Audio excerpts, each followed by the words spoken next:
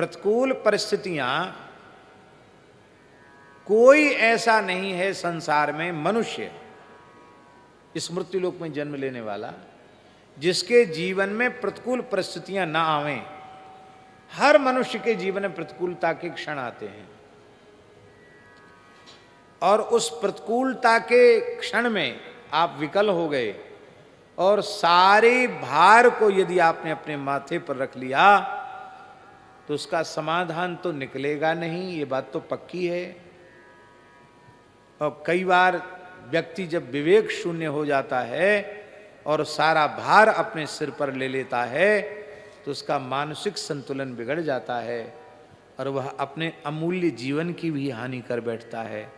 आपने देखा संकट में पड़कर कितने लोग फांसी लगा लेते हैं, जहर खा लेते हैं, आत्महत्या कर लेते हैं, गोली अपनी बंदूक की गोली अपने ही में दाग लेते हैं, आत्महत्या कर लेते हैं। सोचते हैं कि ये भयंकर संकट है, इसका कोई समाधान है नहीं, जिएंगे तब तक भोगना पड़ेगा, अच्छा है कि आत्महत्या कर लें। तो क्या आत्महत्या से समाधान हो गया?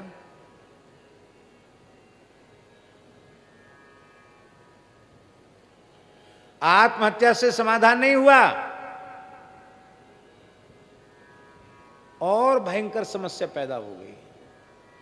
आत्महत्यारे की सदगति नहीं होती, 1000 वर्ष के लिए प्रेत की योनि मिलती उसको, शास्त्रों में लिखा है, गरुड़ पुराण में कई जगह है।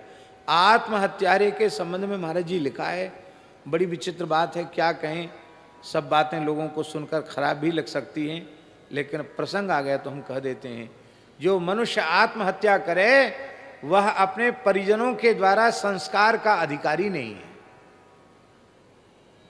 चांडाल को बुलाकर उसको फिकवा देना चाहिए, उसके शरीर को, उसका कोई कर्मकांड नहीं करना चाहिए। क्यों? किसी भी कर्मकांड से उसकी सदगति होनी नहीं, उसको प्रेत बनना है, 1000 वर्ष के लिए प्रेत बनना है। आत्महत्या कोई समाधान है?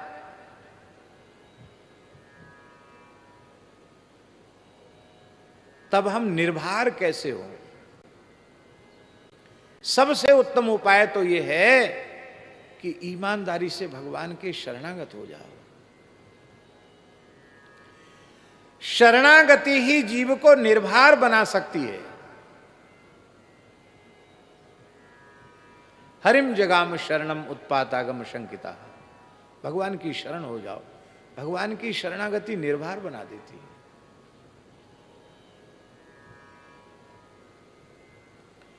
मान लो किसी में शरणागति का भाव दृढ़ न हो सके,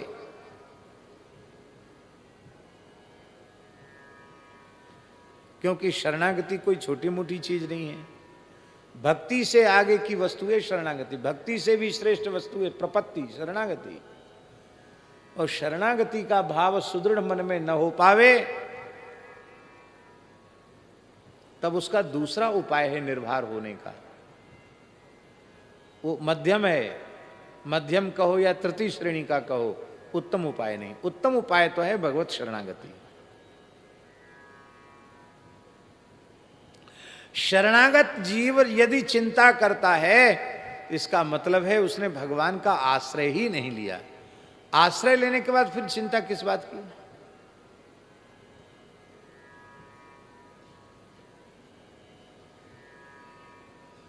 दूसरा उपाय क्या है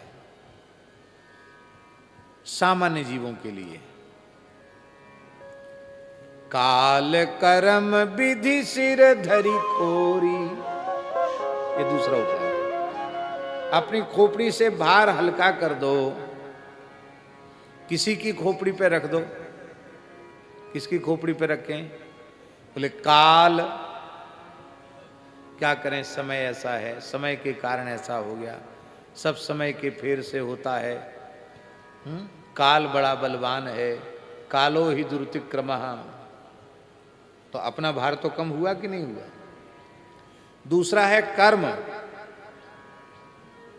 ये महाराज जी ज्ञान पूर्वक उपाय है। काल का चिंतन ये ज्ञान पूर्वक उपाय है। कर्म का चिंतन कि जो कुछ भी सुख दुख हमें प्राप्त हुआ है वो हमारे पूर्वकृत कर्मों का ही परिणाम है।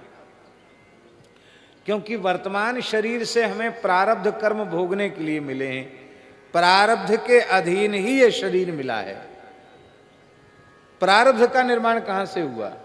संचित से एक अंश आया इस वर्तमान जीवन में भोगने के लिए, उसका नाम प्रारब्ध है और उसी को कहते कर्म।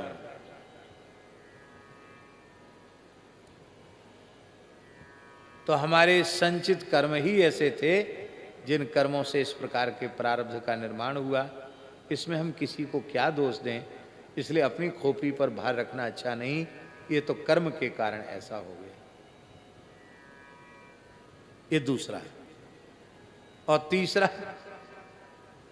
बोले काल भी समझ में नहीं आवे, कर्म तक भी हमारी दृष्टि न पहुंचे, तो तीसरा उपाय है विधाता के सिर पे धर दो। और ये तो सभी कर लेते, इसमें ज्यादा कठिनाई नहीं है। अरे क्या करें, भगवान ने ऐसा कर दिया, विधाता ने ऐसा कर दिया, हानि लाभ जीवन मरण जस अपजस विधिहात। तो विधाता के सिर पे रख दो, लेकिन स्वयं निर्भर हो जाओ।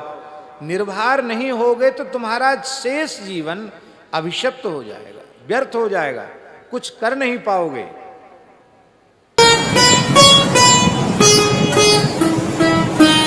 श्री सीताराम प्रतिदिन सत्संग एवं दर्शन के लिए श्री महाराज जी के ऑफिशियल चैनल को जरूर सब्सक्राइब करें।